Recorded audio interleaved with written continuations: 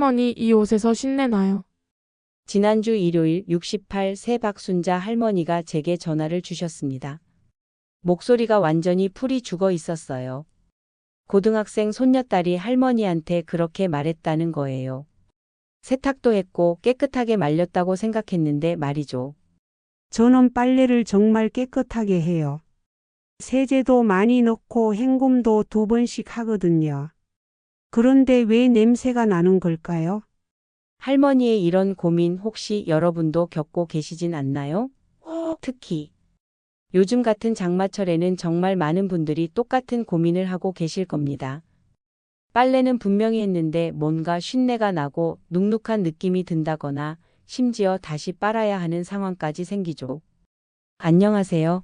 저는 25년간 생활 환경 관리 전문가로 일해온 김미영입니다. 수많은 가정을 방문하면서 어르신들의 빨래 고민을 해결해 드렸어요. 그 중에서도 가장 많이 받는 질문이 바로 왜 빨래에서 냄새가 나는지 하는 거였습니다. 많은 어르신들이 세탁기를 오래 놔뒀더니 냄새가 심해졌다. 속옷에서만. 유독 쉰내가 난다. 비싼 세제로 바꿔도 소용없다며 공통된 문제를 말씀하셨어요. 이런 분들의 공통점이 뭔지 아세요?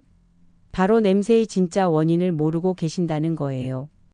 박순자 할머니 같은 경우만 해도 알고 보니 정말 간단한 실수 때문이었거든요. 빨래를 다 하고 나서 세탁기 안에 오래 그대로 둔다거나 실내에 넣을 때 옷들을 너무 붙여서 말린다거나 하는 것들 말이에요. 이런 작은 습관들이 쌓이면서 축축한 환경이 만들어지는 거죠. 우리 옷에 붙어있는 보이지 않는 미생물들은 습하고 따뜻한 환경을 정말 좋아해요. 특히 장마철 같은 때에는 이런 환경이 완벽하게 갖춰지죠. 습도가 60% 이상 되고 온도는 25도에서 30도 사이를 유지하면 그야말로 냄새가 생기기 딱 좋은 조건이 되는 거예요.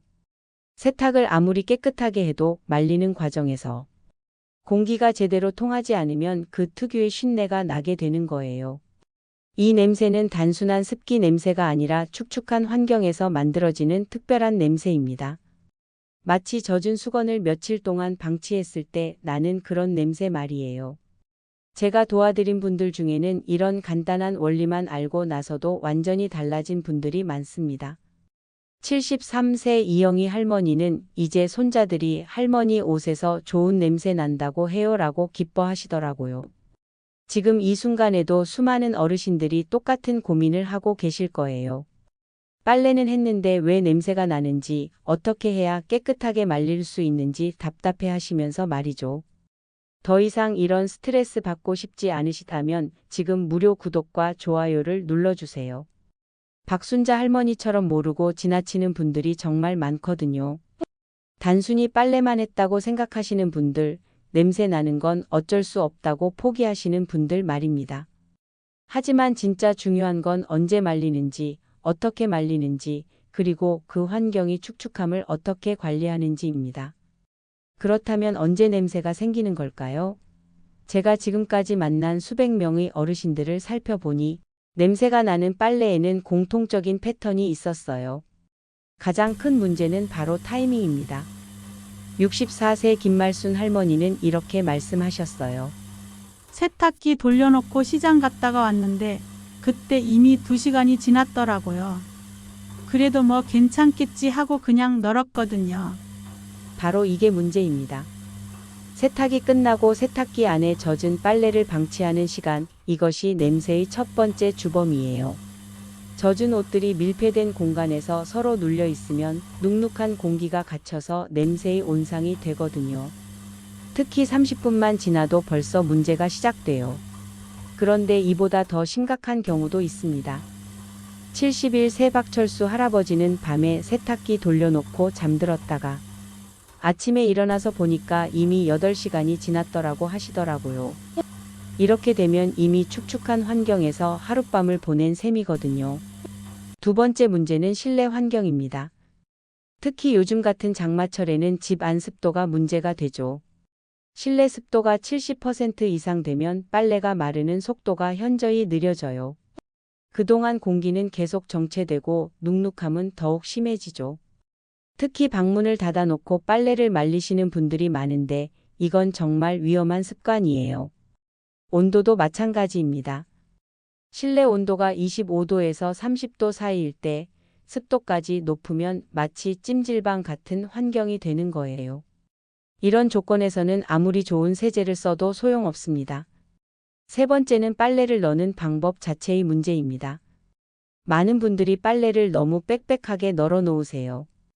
빨래 건조대가 작아서 어쩔 수 없이 다닥다닥 붙여서 널게 되는데 이렇게 되면 공기 순환이 안 되죠. 옷과 옷 사이에 바람이 통하지 않으면 습기가 그대로 갇혀 있게 되고 그 축축한 분위기가 냄새를 만들어내는 거예요. 이제 여러분께 질문 드리고 싶어요. 혹시 이런 행동들 하고 계시진 않나요? 첫째, 세탁이 끝나고 1시간 이상 세탁기 안에 그대로 둔 적이 있으신가요? 둘째, 실내에 빨래를 넣을 때 방문을 꼭 닫아 놓으시나요? 셋째, 빨래를 넣을 때 옷들이 서로 닿을 정도로 빽빽하게 거시나요? 넷째, 빨래가 이틀 이상 말리지 않아도 그냥 그대로 두시나요? 이 중에서 하나라도 해당되신다면 바로 그것이 냄새의 원인입니다. 많은 어르신들이 이 사실을 알고 나서 그래서 그랬구나. 저는 세제가 문제인 줄 알았어요 라고 말씀하세요. 하지만 세제를 바꾸는 것보다 중요한 건 바로 이런 타이밍과 환경을 관리하는 거예요. 특히 장마철에는 이런 문제들이 더욱 심각해져요. 평소보다 2배, 3배는 더 신경 써야 하는 시기입니다. 하지만 이런 원인들을 정확히 알고 나면 해결 방법도 명확해져요. 그런데 정말 놀라운 건 이런 문제들을 해결하는 가장 좋은 방법이 바로 우리 집 부엌에 있다는 거예요. 비싼 탈취제나 특별한 세제를 살 필요가 전혀 없어요. 73세 장금순 할머니가 제게 이런 말씀을 하셨거든요. 선생님, 저는 빨래 냄새 때문에 탈취제만 10만 원어치도 넘게 샀어요. 그런데 효과가 별로더라고요. 오히려 화학 냄새만 더 심해지고요. 그래서 제가 할머니께 간단한 방법을 알려드렸어요. 바로 백식초와 소금을 사용하는 거였죠. 일주일 후에 할머니한테서 전화가 왔는데 목소리가 완전히 달라져 있었어요. 선생님, 이게 정말 되네요. 손자가 할머니 옷에서 좋은 냄새 난다고 하더라고요. 백식초의 힘은 정말 놀라워요. 식초 속에 들어있는 산 성분이 냄새의 근본 원인을 없애거든요. 이건 단순히 냄새를 덮어버리는 게 아니라 아예 냄새를 만드는 환경 자체를 바꿔버리는 거예요. 사용 방법은 정말 간단합니다.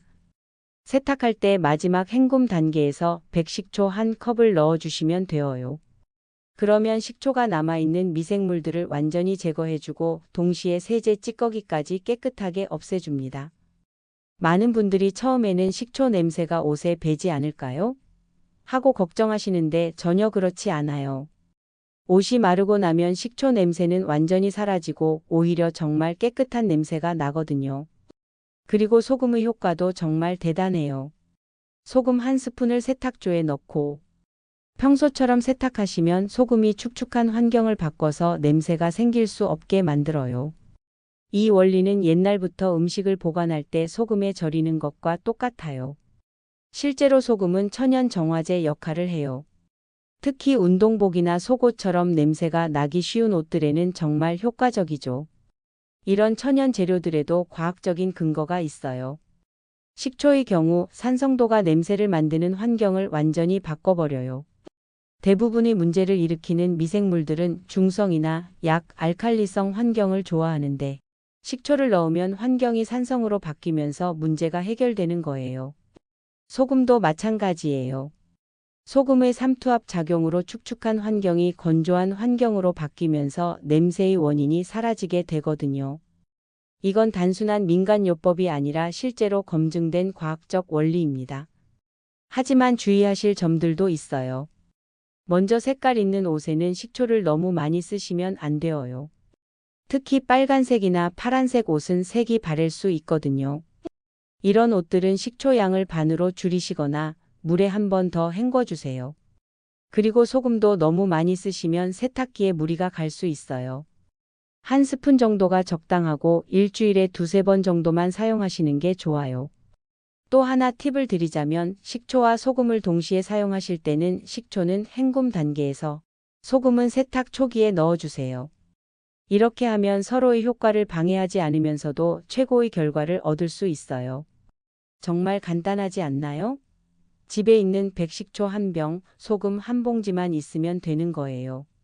그런데 아무리 좋은 세제와 천연 재료를 써도 말리는 방법이 잘못되면 소용없어요. 특히 요즘 같은 장마철에는 실내에서 말려야 하는 경우가 많은데 이때 어떻게 말리느냐가 정말 중요하거든요. 69세 임순분 할머니가 제게 이런 하소연을 하셨어요. 선생님, 저는 식초도 넣고 소금도 넣어서 세탁했는데 실내에서 말리니까 또 냄새가 나요.